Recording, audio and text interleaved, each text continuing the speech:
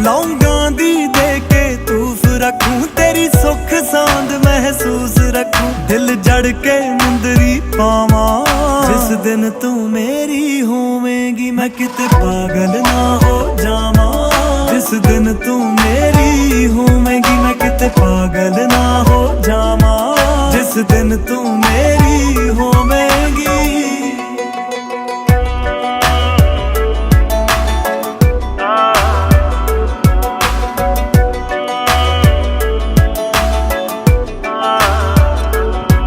रब दी कर खबरां पहुंच गईयां।